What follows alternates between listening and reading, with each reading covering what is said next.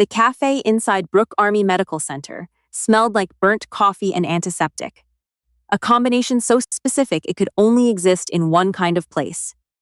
Fiona Hatch sat in the far corner booth with her back to the wall, a habit from years she was still trying to unlearn. She was 31 years old, though the hollows under her eyes told a story that added 10 years to that number. She wore civilian clothes, a plain gray long-sleeved shirt despite the August heat, the cuffs pulled low over her wrists, and she cradled a ceramic mug with both hands, the way someone holds something they are not sure they deserve to hold. She was not fragile, but she had learned to let people think so. The cafe was busy for a Tuesday morning. Hospital staff cycled in and out in scrubs and lab coats. Over by the window, a cluster of men in expensive civilian suits sat with their lats and their phones, their conversation low and proprietary. Fiona recognized one of them from the laminated badge clipped to his breast pocket. Bradley Wynn, CEO of Wynn Medical Partners, a private equity firm that had been circling East's campus for the better part of 4 months. She had seen his name on the memos. She had seen the architectural renderings his team had submitted to the hospital board. Sleek glass towers, where the Veterans Rehabilitation Ward currently stood. She looked down at her coffee. At 9 a.m., the hospital board would vote on whether to accept Wynn Medical Partners' proposal to privatize the Eastern Wing. 47 beds of veteran rehabilitation services, 6 physical therapists, 2 occupational therapy teams, and a transitional housing coordinator who had helped 112 combat veterans rebuild their lives in the past 3 years alone. All of it slated to be replaced by a luxury post-surgical recovery suite for paying civilians. The veterans, the board had gently assured the staff, would simply be transferred to another facility, 40 miles away, across town, where most of them had no transportation to reach. Fiona had submitted a formal objection through the union representative. The union representative had submitted it to HR. HR had sent Surrent her a form letter acknowledging receipt. She had a moving box under her desk at the patient transport station. She'd started packing it last week. "Excuse me." The voice cut cleanly through the morning hum. Bradley Wynn had crossed the room. He stood at the edge of her booth, suit jacket folded over one arm, the expression on his face, the polished, reasonable impatience of a man who had never in his adult life waited for anything he wanted. "We need this table. We're having a working breakfast before the board session, and this is the only 4 top near the outlets." He gestured at the power strip beside her booth. Fiona looked at the table. She had 1 cup of coffee and a folded hospital schedule. She occupied approximately 12 inches of a surface built for 4. "I'll be done in a few minutes," she said. "I need it now." His tone did not shift. It was simply a fact, as far as he was concerned. "You're a transport aide, right? I've seen you pushing gurneys on the 3rd floor." He said it the way someone might note that she worked in the laundry. "I'm sure you understand that certain meetings carry more weight than others." Several people at nearby tables looked away. The barista, behind the counter, found something urgent to do with the espresso machine. Fiona's jaw tightened. She reached for her schedule. She would move. She was not going to make a scene in her own workplace when the glass doors at the cafe's main entrance swung open. The sound was ordinary enough, but the room shifted anyway. General Roland Spence did not need to announce himself. He was 63 years old, and 40 of those years had been spent in rooms where his presence changed the temperature of the air. He wore a charcoal civilian suit. He was retired, had been for 6 months. But he carried himself with the vertical weight of a man accustomed to commanding tens of thousands of soldiers across 3 continents. His hair was silver gray and cut with military precision. The rows of service ribbons were gone from his chest, but anyone who looked at his posture for more than 2 seconds understood that the man had not simply walked into a cafe. He had occupied it. Beside him, moving in perfect synchronized silence, was Ajax. The dog was a German shepherd of extraordinary proportion, his coat a deep sable and tan, his movements fluid and deliberate as water running downhill. He wore a dark tactical vest with a single embroidered patch along the side. U.S. Army, MWD, do not touch.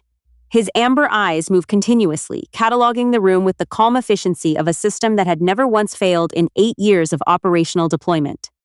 Bradley Wynn saw the general. Something shifted behind his eyes, the automatic recalibration of a man who understood hierarchies and had just identified someone several tiers above his own position. He stepped back from Fiona's table and smoothed his jacket. General Spence. Wynn extended his hand with a practiced smile. Bradley Wynn, Wynn Medical Partners. It's an honor, sir. If you're looking for a table, I believe we can. General Spence did not look at him. His gaze had traveled past Wynn's extended hand, past the cluster of suits by the window, and had come to rest on Fiona Hatch in her corner booth. He studied her for a moment, the gray long sleeves in August heat, the way she held the mug, the quality of stillness around her that was not peace, but something older and harder than peace, and then he walked toward her. Wynn's hand dropped slowly. His smile did not quite follow. Roland stopped at the edge of her booth. He was a tall man, and the act of looking down at her carried no condescension in it, only a careful, deliberate attention. Ajax sat at his left side without being asked. "Is anyone sitting here?" Roland asked. His voice was a controlled baritone, the kind that had delivered orders in darkness and dust and the worst possible conditions without ever wavering. Fiona looked up. She had been expecting security or HR or anyone but this. "No, sir, but if you need the table, I can." "I don't need the table." He pulled out the chair across from her and sat down. "I need to sit here." The cafe had gone quiet in the particular way that happens when everyone is pretending very hard not to watch something. Ajax moved to the outside edge of the booth and dropped into a sphinx position, his eyes sweeping the perimeter. Wynn stood in the middle of the room a moment longer, his prepared remarks dying somewheres between his throat and the air. Then he retreated to his group by the window, where the conversation resumed in a lower, tighter register. Roland ordered a black coffee from a server, who materialized almost immediately. Fiona stared at the grain of the table. "You work patient transport," he said. It was not a question. "Yes, sir." 3rd floor, surgical recovery and the rehabilitation ward. She looked up. "Have we met?" "No." He wrapped both hands around the mug the server placed before him. "I've been here several times in the past weeks," I asked around. Fiona didn't know what to make of that. She didn't know what to make of any of this. She settled for honesty. "You have me at a disadvantage, General." "Roland." He paused over the word like a man still learning how to use it without a rank attached. "I'm retired. Roland is fine." He set the mug down. "How long have you been at Brook?" 18 months. Before that. She hesitated. "I was Army, flight medic, attached to the 160th SOAR. Something moved through Roland Spence's face, barely visible, a slight compression around the eyes, a stillness in the jaw, but the kind of change that moves through a person rather than across the surface. "The Night Stalkers," he said quietly. "Once upon a time, you left. I was medically separated." She said it the way she always said it, past tense, completed, filed. She set her mug down and tucked both hands beneath the table without thinking, a habit she had developed without deciding to. The scarring on her hands and forearms was extensive. Not disfiguring, but visible, and she had grown very tired of the particular way people's eyes moved when they first caught sight of it. Roland was quiet for a beat. Then, in the same measured tone he might use to deliver a casualty report, he said, "I have been looking for you for 14 months. Fiona went still. Before she could form a response, Ajax moved. He had been motionless at the edge of the booth, a statue of trained discipline, not one muscle out of place. Roland's hand moved instinctively toward the dog's vest. "Ajax," he started. Ajax ignored him. In 8 years of operational service, across 2 handlers and conditions that would have broken most living things, Ajax had never broken heel without a command. He had worked compound clearances in Kandahar, perimeter patrols in the Anbar province, and one operation in a location that would not appear in any public record. He had held positions under fire without flinching. He had never once acted on his own authority, because his authority was not his to exercise. It was always given, always earned.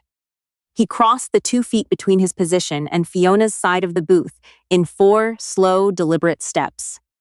He lowered his head. He pressed his nose gently against the outer edge of her right forearm, against the gray cotton where the sleeve ended at her wrist, right at the boundary where the burn scarring met normal skin, and he inhaled. His tail swung once, low and slow.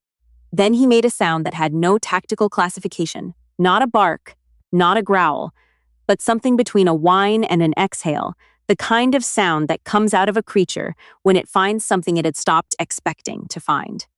He rested the full weight of his broad head against her scarred forearm and stayed there. The café was completely silent. Fiona did not move. She had never been near Ajax before, had never touched him, and understood from the patch on his vest that contact was not permitted. But Ajax's amber eyes turned up toward her face, and in them was something she had no rational framework for.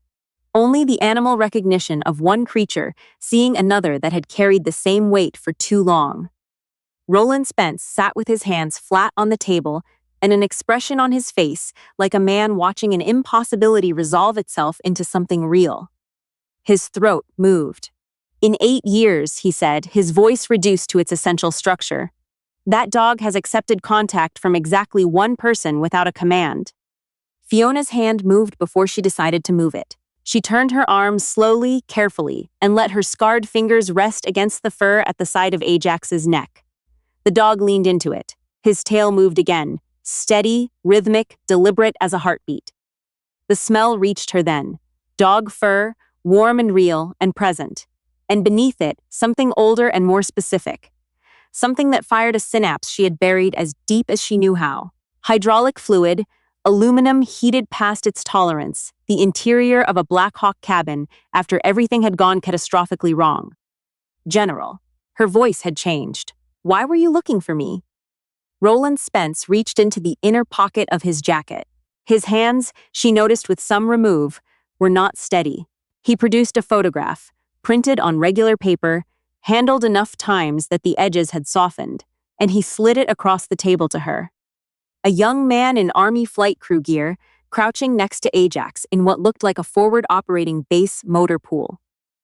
Late 20s. Sandy hair. He had Roland's jaw and Roland's eyes, and he was grinning at the camera the way people grin when they don't know how close they are standing to the edge of something permanent. In the bottom right corner of the photograph, someone had written a date in blue ballpoint pen.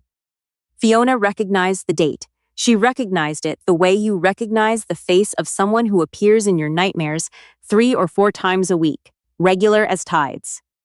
That is my son, Roland said. His voice had shed its general's register and become something much smaller. Theo, Lieutenant Theodore Spence. 14 months ago, he was crew chief on a night train flight out of Fort Campbell. Engine fire on approach. The Black Hawk went down in a field 8 miles outside the base perimeter. The cafe dissolved. The coffee, the sound of the espresso machine, the fluorescent light, all of it fell away. And Fiona was in a flat field in western Kentucky with burning grass and the smell of jet fuel and a sound of twisting metal that she still heard on the edge of sleep almost every night. The crew was trapped, Roland continued. He was not looking at her. He was looking at the photograph, at his son's grinning face. The flight medic on board was the only crew member uninjured in the initial impact. She pulled 4 men out of a burning fuselage, one at a time. He paused. She went back in twice after the fire reached the fuel compartment. Fiona's hands began to shake beneath the table. Ajax pressed harder against her arm. The last man she pulled out was Theo. His voice broke cleanly on the name, without warning or theater, the way voices break only when the grief has been stored long enough. She had him 12 feet clear of the aircraft when the secondary fire hit. She covered him with her own body. She took the flash burn on her hands and forearms. He looked up, and then she lost consciousness. He held her gaze. Theo was airlifted to Vanderbilt. He spent 4 months in recovery. He walks with a cane now, and he'll never fly again, but he is alive. Roland placed his large, calloused hand over her trembling ones on the table, without hesitation or revision, the way you hold something you have spent 14 months looking for. When I tried to find the medic who pulled my son out of that aircraft, I ran into a wall. The after-action report listed her by initial and service number only. The training scenario carried a classification tier that triggered automatic redaction of all personnel identifiers. 8 months of official channels, 3 JAG attorneys, 2 congressional liaisons. His jaw set briefly. A retired CID investigator named Patterson finally matched a service number to a discharge record, and a discharge record to a current employer. Fiona realized she was crying only when she felt the moisture on her chin. She had not noticed starting. "Theo asked me to find you," Roland said quietly. "He wanted you to know that all 4 of them made it, that you got every single one of them out. He did not release her hands. He wanted you to know that you did not fail." She had not known that.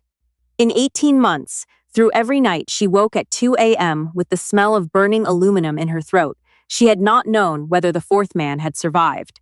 The medevac had taken her under before she could ask. Her discharge had come through before she could find out. She had been carrying the uncertainty like a stone in her chest. Certain, deeply, quietly certain, that the weight of it was proof of something.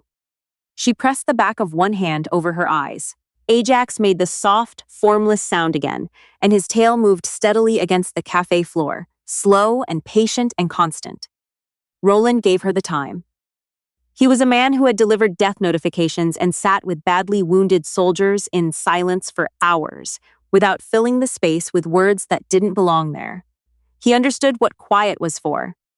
When she finally lowered her hand, his expression had shifted. The grief still present, the relief still present, but overlaid now with something sharper. The commander returning. "Tell me about the board meeting," he said. She blinked. The transition was too quick to fully follow. "Win." He nodded, almost imperceptibly, toward the cluster of suits across the café. "I know who he is. I've read 3 of his restructuring packages. They're surgical in the worst possible sense. They identify services that protect populations with limited political leverage and eliminate them." He looked at her. "The Eastern Wing.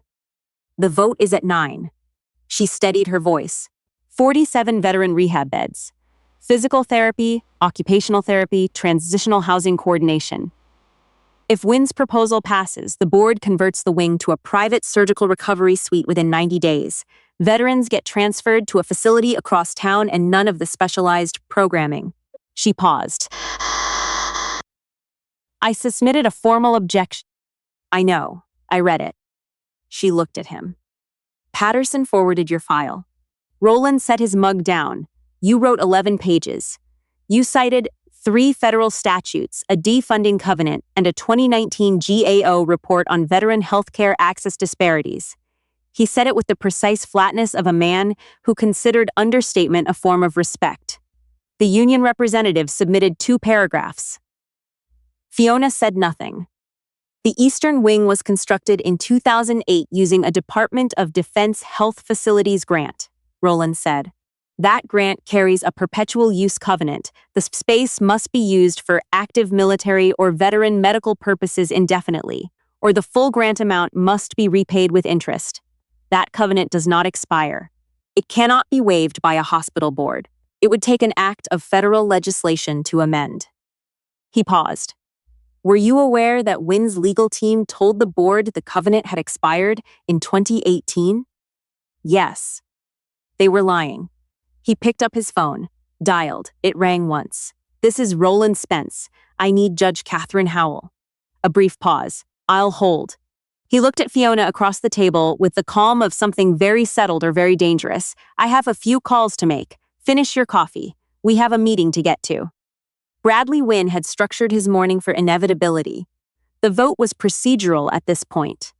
He had the numbers on the board, he had the legal paperwork in order, and he had spent 4 months maneuvering everything into position with the unhurried confidence of a man who had never lost a deal he had decided to win. He stood at the front of the boardroom at 8:47, beside the projected architectural rendering of his proposed wing redesign, and was mid-sentence when the doors opened. 3 figures walked in. A retired 4-star Army general in a charcoal suit, a woman in gray long sleeves, whose posture had undergone a significant revision since she'd left the cafe 20 minutes earlier, and a German shepherd tucked in a tactical vest whose amber eyes communicated, with clarity and economy, that he found the room's current arrangements open to revision. The 7 board members looked up from their agenda packets. Hospital Administrator Dean Corby rose from his chair. General Spence. This is a closed administrative session. Board members and invited presenters only. Then I'll be brief, Roland said. He walked to the opposite end of the conference table from Wynne and stood there, and the room reorganized itself around him the way rooms do when someone changes their center of gravity. Ajax sat at his left side. Fiona stood at his right. The proposal submitted by Wynne Medical Partners cannot be approved. Not today. Wynne had gone through 3 rapid color changes. He arrived at something approximating normal and deployed his reasonable businessman voice. General, with the greatest respect, you have no standing in a private administrative proceeding. Your service record is extraordinary, but the 2008 Department of Defense Health Facilities grant governing the construction of this wing carries an irrevocable perpetual use covenant requiring that the space be used exclusively for military and veteran medical services, Roland said. His voice had not risen by a single decibel. It did not need to. That covenant does not expire. It cannot be waived by a hospital board. Amending it would require federal legislation. He reached into his jacket. Did the legal team Wynne Medical Partners retained inform you of this clause? The board members looked at one another. Dean Corby looked at Wynne. Wynne said, carefully, our attorneys reviewed the grant documentation. Your attorneys told you the covenant expired in 2018. Roland placed a set of documents on the table and slid them toward the board president. Those are certified copies of the original grant agreement obtained from the DoD Office of General Counsel this morning. Alongside them is a preliminary injunction filed 2 hours ago by Judge Catherine Howell of the Western District of Texas, freezing any redesignation of this wing pending federal review. He let a moment pass. The Department of the Army Inspector General's office has also opened a preliminary inquiry into whether Wynne Medical Partners Counsel knowingly misrepresented the covenant's status to induce a federally funded institution to breach a federal agreement. Bradley Wynne's hand, which had been resting open on the table, slowly became a fist. This is influence abuse. The polish had left his voice. What was underneath was smaller and less pleasant. You are using military connections to interfere with a legitimate business arrangement on behalf of. His eyes went to Fiona, and his voice dropped into contempt. A transport aide. Roland turned and looked at Wynne for the first time since entering the room. He did not move toward him. He did not raise his voice.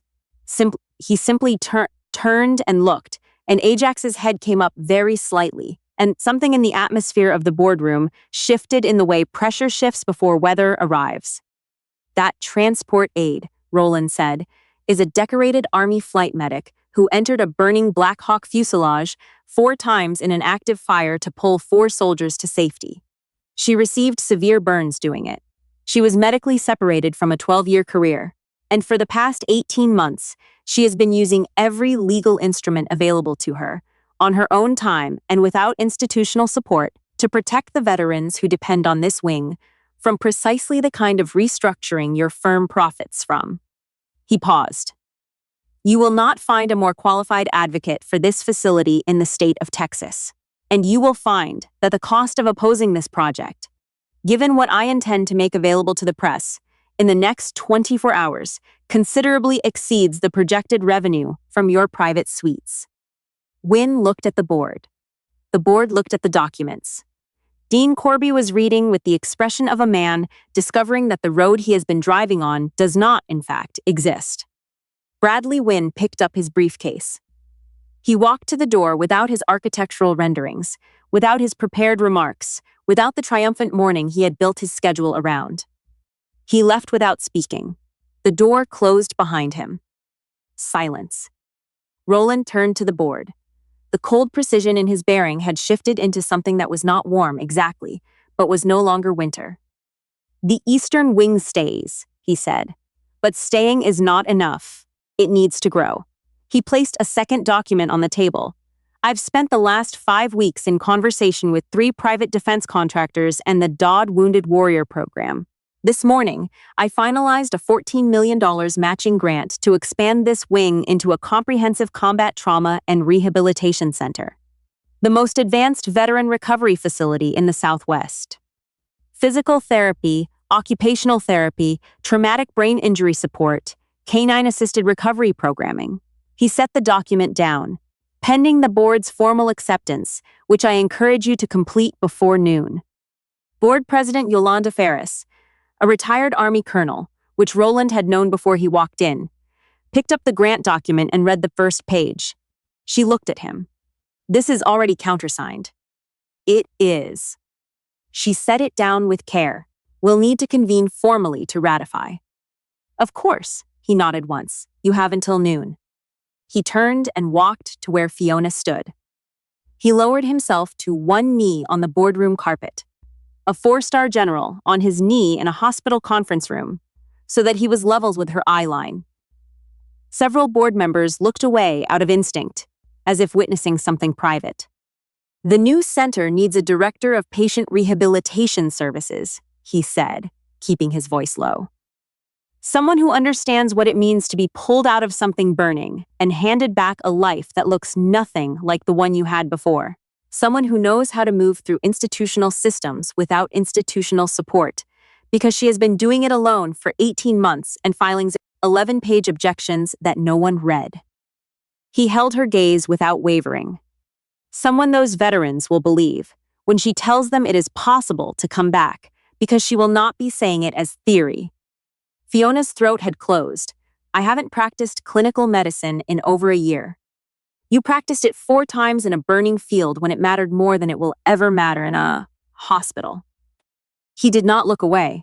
The administrative side you've already demonstrated beyond any reasonable doubt. The clinical gaps you will close. You were always going to close them. He paused. Will you take the position? She looked at the document on the board table. She looked at the door through which Wynne had left. She looked down at Ajax, who was watching her with his amber eyes and the patience of something that has been waiting a very long time and has learned not to rush the conclusion. Yes, she said, quieter than she intended. Then more fully, the word filling the space it needed to fill. Yes, I will. Roland rose. He unclipped the lead from Ajax's tactical vest and held it for a moment. Worn nylon webbing, softened by years of use, and then he set it in Fiona's scarred hands and closed her fingers around it. Ajax has 5 operational deployments on his record, Roland said. He has taken shrapnel, held positions under fire, and found people in circumstances where no one else could find them. He looked at the dog, and in his face was a love that had never needed to perform itself because it had existed for too long to require proof. He has been looking for Theo since the army retired him. But Theo is healthy, and Ajax is not a dog who retires well. He cleared his throat once. He needs a purpose. He needs someone who understands what it costs to carry something for 14 months without knowing the ending. Ajax did not wait for a command. He stepped forward and pressed his broadside gently against Fiona's leg, the way he had pressed against her arm in the café, not asking for anything, simply choosing where to be, and he stayed there. She rested her scarred hand on his head. For the first time in 14 months, the stone in her chest shifted. Not dissolved. Not gone. But no longer the weight of evidence against herself. Only the weight of something real. Something that had cost what it cost, and mattered as much as things can matter. 1 year later, on a Thursday morning in late September, when the San Antonio heat had finally broken and the air carried the first suggestion of fall, the expanded eastern wing of Brooke Army Medical Center opened its doors as the Roland G. Spence Veteran Rehabilitation Center. Theo had insisted on his father's name. Roland had argued against it for 2 weeks and eventually lost. The ribbon cutting was attended by hospital staff, 3 Congress people, a dozen veterans from the Transitional Housing Program, and 4 men who had driven in from 3 different states to stand together in a hallway they had no professional reason to be in. Fiona Hatch stood at the entrance in a white director's coat, sleeves no longer pulled down, and welcomed the first patients through. Beside her, wearing a new vest, embroidered with canine therapy veteran service, walked Ajax. His amber eyes still moved with the habit of a creature trained to scan for threat, but the quality of the attention had changed. It was no longer the vigilance of a soldier. It was the attentiveness of someone who has found, after a long and uncertain journey, exactly the place they were meant to be. Theo Spence crossed the lobby on his cane, grinning the same grin from the photograph. He took Fiona's hand carefully, conscious of her scars. She let him hold it. "All four of us came," he said. She looked past him at the three other men standing just inside the entrance. Faces she had last seen by firelight, in the worst minutes of her life, when she had not known whether getting them out would be enough. They stood quietly. The way people stand when the occasion exceeds what language can organize. She looked at them for a long moment. Then Ajax pressed against her leg, and she exhaled. Slowly, completely, a breath that had been held in some essential way for 14 months. Some things find each other through paths that have no name. Some wounds close not because time passes, but because something lost is finally returned. And some doors, shut by fire and loss, and the indifferent machinery of institutions, open again. Not because the world is fair, but because somewhere, someone decided that finding the truth was worth 14 months of looking, and that a debt paid in blood deserved to be paid back in kind.